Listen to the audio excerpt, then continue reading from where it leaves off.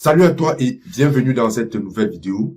Dans cette vidéo, nous allons parler des pièges du crédit au Canada. Si c'est la première fois que tu découvres cette chaîne, je m'appelle Arthur et sur cette chaîne, je parle d'éducation financière dans le contexte canadien, je parle d'investissement immobilier et je parle également des réalités de la vie au Canada. Si ce sont des thématiques qui t'intéressent, je t'invite à t'abonner à la chaîne, d'activer la cloche de notification pour être informé des vidéos que je publie hebdomadairement. Et je t'invite également à cliquer sur le lien en dessous de la vidéo pour télécharger gratuitement un e-book que j'ai préparé pour toi. C'est un e-book intitulé Comment réussir ton installation et ton intégration au Canada. C'est un e-book où je te partage, n'est-ce pas, les différentes astuces pour, n'est-ce pas, réussir ton installation et ton intégration rapidement au Canada. Alors, nous allons parler dans cette vidéo des pièges de la consommation. Vous savez, lorsque vous arrivez au Canada, et ça, c'est quelque chose dans lequel beaucoup d'immigrants, le piège dans lequel beaucoup d'immigrants tombent. Lorsque vous arrivez au Canada, votre entourage, vos parents, vos frères, en fait, votre environnement vous conseille de prendre une carte de crédit parce que cela va vous permettre de bâtir votre dossier de crédit. Ce qui est vrai et c'est ce que moi également je recommande. Pourquoi le dossier de crédit? Le dossier de crédit, en fait, c'est cet élément qui permet aux prêteurs, c'est-à-dire aux personnes qui donnent le crédit, c'est ça qui va leur permettre, n'est-ce pas, de te fournir de l'argent, de te fournir des prêts, par exemple pour acheter une auto, par exemple pour acheter une maison, par exemple pour financer des études, etc. Cela peut également te permettre de démarrer ton entreprise. Alors, le réveil du crédit, quand je parle du crédit, cette fois-ci, c'est le crédit à la consommation. Le crédit à la consommation, si vous l'utilisez mal, cela peut, n'est-ce pas, devenir un piège pour vous. C'est pour cette raison que vous devez connaître et maîtriser le fonctionnement du crédit au Canada. Le crédit, pour donner une définition courte du crédit, c'est simplement une somme d'argent qu'une personne doit à une autre personne. Cela peut être une personne, cela peut être une entreprise. Lorsque vous allez à la banque, vous faites un prêt, on appelle ça un crédit. Il y a plusieurs catégories de crédits. J'avais déjà cité ça dans une autre vidéo. Vous avez par exemple les cas de crédit, vous avez par exemple l'hypothèque, il y a par exemple lorsque vous faites un prêt pour, n'est-ce pas, je sais pas, acheter une voiture, tout ça, on appelle des crédits. Donc, une fois que vous avez contacté le crédit va te permettre, comme je l'ai dit, de réaliser le projet. Le crédit va te permettre d'acheter les gadgets dont tu rêvais. Le crédit va te permettre, surtout lorsque tu viens d'arriver, si par exemple, tu rêvais d'acheter par exemple une Tesla, si par exemple, tu rêvais d'acheter une voiture de luxe, si par exemple, tu rêvais d'acheter des sacs Louis Vuitton, des sacs de marque, lorsque tu vas arriver au Canada, tu vas voir qu'il y a beaucoup de banques, il y a beaucoup d'institutions financières qui vont te contacter pour, n'est-ce pas, te faire des propositions, des prêts. OK? Ce qu'on appelle le crédit à la consommation. Lorsque tu vas même aller dans certains grands magasins, il y a beaucoup d'offres. Ils ont ce qu'on appelle des cartes à points qui te seront proposées pour te pousser à consommer. Si comme je l'ai dit, si tu ne connais pas comment le crédit fonctionne, tu peux rapidement tomber dans le piège de la surconsommation et vivre simplement au-dessus de tes moyens. Donc, tu ne dois pas tomber dans ces pièges. Pour que la banque te donne le crédit au Canada, OK? Parce que le crédit, c'est pas parce que je parle de crédit de consommation, c'est pas parce que je dis que tu peux facilement tomber, ce qui est vrai pour certaines personnes, que le crédit est en soi une mauvaise chose. Le crédit n'est pas une mauvaise chose parce que même les banques sérieuses, lorsqu'elles veulent te prêter de l'argent, elles prennent certaines précautions. Par exemple, lorsque tu veux faire un prêt à la banque, tu dois remplir certaines conditions. Et voici quelques-unes de ces conditions. Tu dois avoir un emploi stable, premièrement. OK?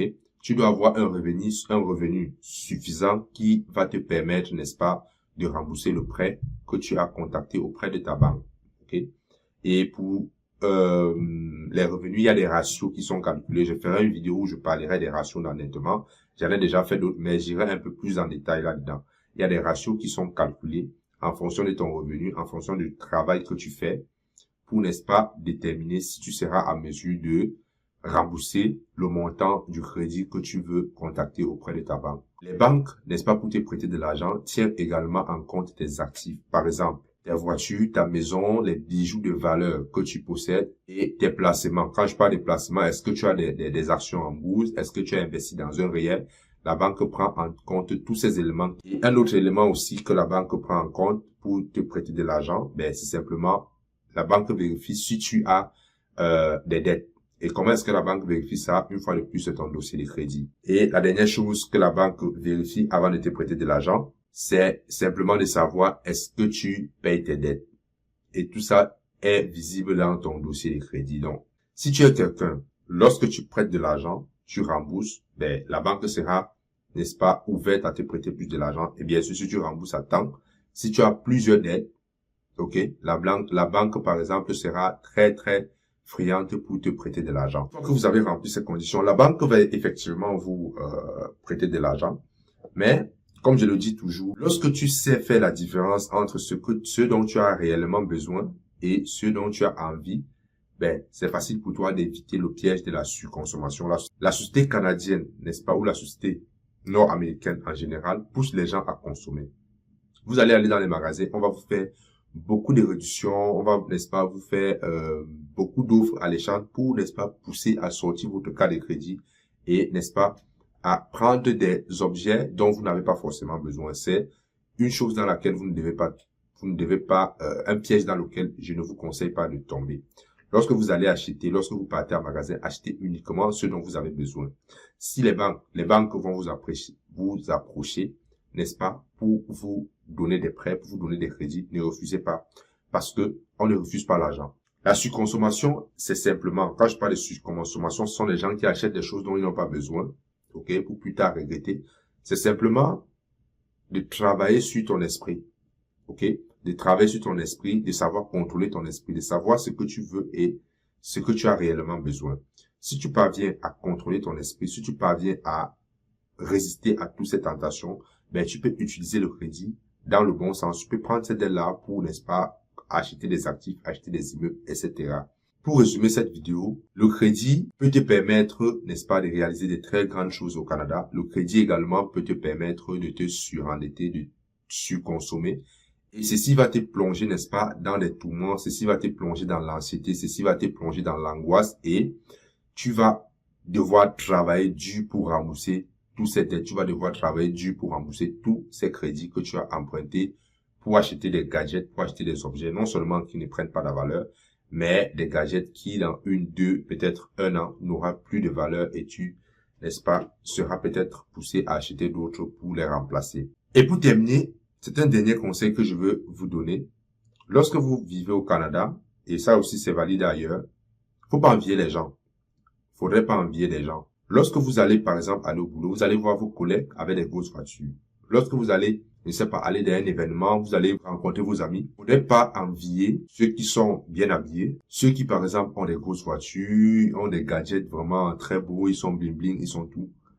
Ne les enviez pas. Vivez selon vos moyens. Vivez selon vos moyens. Évitez de prendre des crédits qui ne vous servent à rien.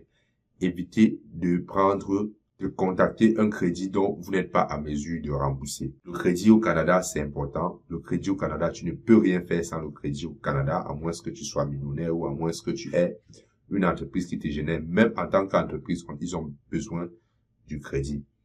Donc, voilà mon conseil que j'avais à te donner dans cette vidéo. Dis-moi ce que tu en penses dans les commentaires. Si tu as un sujet de vidéo que tu aimerais que je partage dans cette thématique, l'investissement immobilier au Canada, les finances personnelles au Canada et également les réalités de la vie au Canada, mentionnez-moi en commentaire et je ferai des vidéos là-dessus. Et je te donne ça ici en exclusivité. Dans les prochains jours, je vais faire une série de vidéos. Je vais faire une série de vidéos pour vous montrer les étapes, n'est-ce pas, les démarches à faire, comment, bref, toutes les étapes à faire pour acheter ton premier immeuble au Canada en moins de 2 ans. C'était Arthur, j'espère que tu as aimé la vidéo. Et surtout, n'oublie pas de télécharger le e-book en dessous, n'est-ce pas, de la vidéo. Ciao.